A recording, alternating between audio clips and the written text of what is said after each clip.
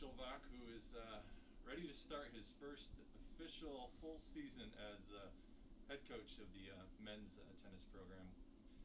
Welcome. You had a fall with the women and a little non-traditional some action with the men in the fall. Now you transitioned into focusing on a full season with the men. Talk a little bit about what you've seen so far from the fall and into the spring with the men's program, and then maybe what you're looking forward to for this season.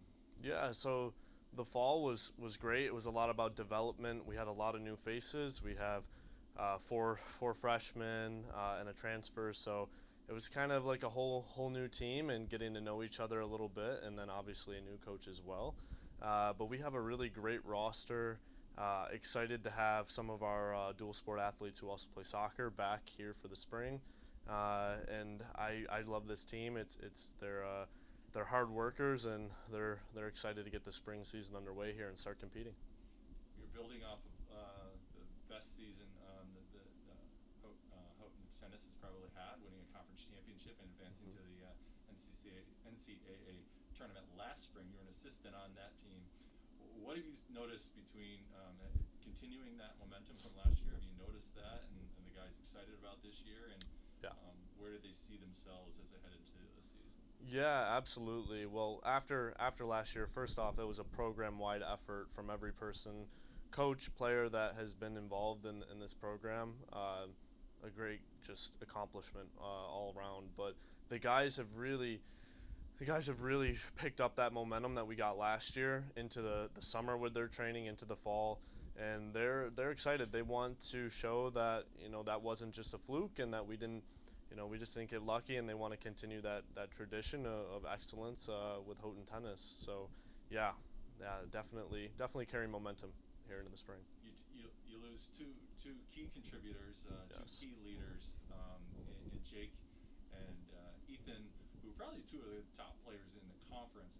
How has the team adjusted to that, and who has stepped into maybe that next role? Who do you expect to step into those top two spots? Yeah, for sure. When you lose your one and two, and like I would say, in my opinion, they were the two best players in the conference. That's tough to miss. To lose those players and to replace. But Micah Schilke has been a player who has just stepped his game up to the next level. He's really taken on that role of looking to be the next leader and the next guy on this team. So that's been awesome. And I've also seen that from our senior Matt Cicero as well. He's really just stepped up in terms of leadership, in terms of just kind of owning his game, and I'm excited to see how those two do this season.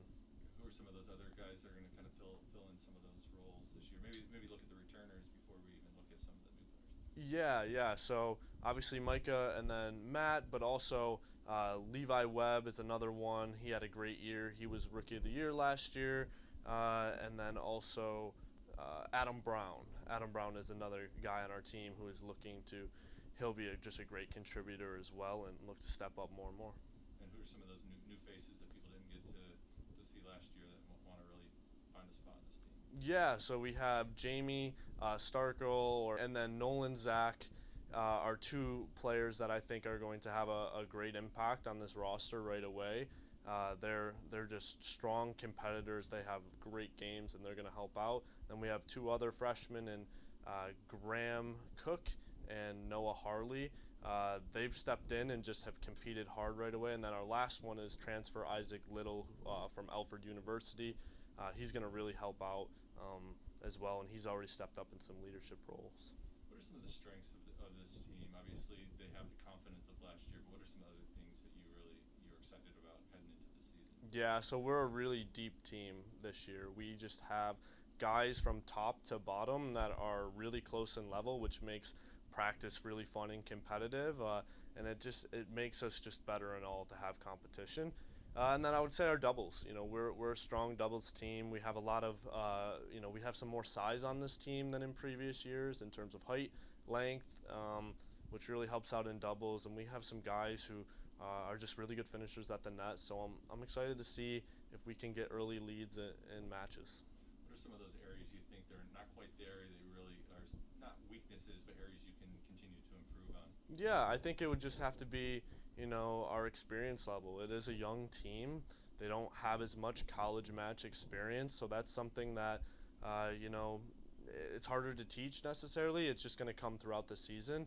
But I'm excited to see how they face that challenge of playing a full college season where we have quite a bit of matches. We have 20 matches this spring, which is a lot.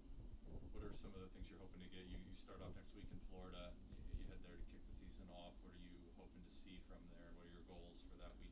Yeah, so we're kind of viewing it as kind of part of our preseason, going down there, and it's going to be a lot of just figuring out doubles pairs, who works well together, a lot of just match play experience, and also just a good team bonding experience for a team that's pretty young.